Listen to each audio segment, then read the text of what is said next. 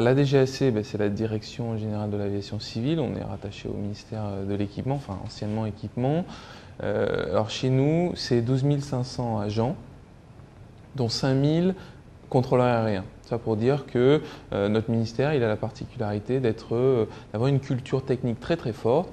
Je dis ça parce que dans le sujet qui nous occupe, la gestion des frais de déplacement, c'est vraiment pas leur priorité. Donc c'est un ministère technique, complexe, souvent cloisonné d'ailleurs entre le contrôle de la sécurité, le contrôle aérien, etc. Donc ça c'est je dirais la culture des GAC.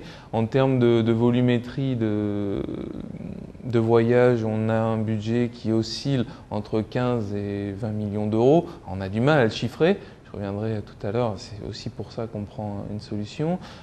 Donc ça correspond sur les 2 milliards d'euros de budget de la DGAC à 1% de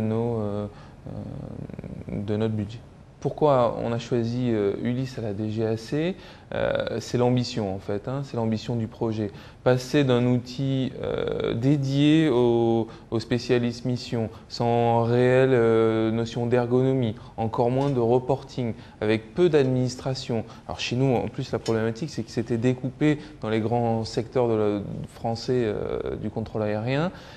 Pour passer de ça à un outil qui s'adresse à tous les utilisateurs, qui s'intègrent à un système financier, un système informatique, qui a des exigences de reporting très fortes, qui touche, et ça c'est vraiment notre objectif numéro 1, qui touche de manière ludique et facile d'accès tous les utilisateurs, alors qu'avant ils n'étaient pas, ce que j'ai expliqué dans la culture de la DGAC.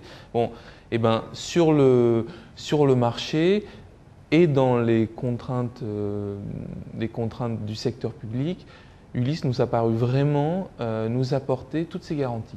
Pour moi, en tout cas, à titre personnel, cette journée elle est importante parce que en fait, c'est le pendant. Aujourd'hui, j'ai pu participer, j'ai eu le plaisir de participer à la table ronde, la première table ronde du matin.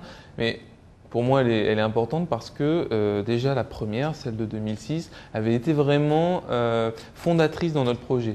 C'est grâce à ça qu'on a déjà eu un premier retour d'expérience, fondamental dans certains choix qu'on a fait plus tard.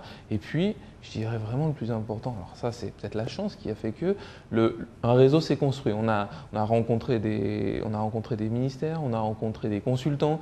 Et c'est ça qui nous a vraiment aidé au démarrage de notre projet. Aujourd'hui, on continue dans cette recherche de réseau et on espère peut-être faire profiter aussi d'autres ministères, d'autres entités de cette capitalisation.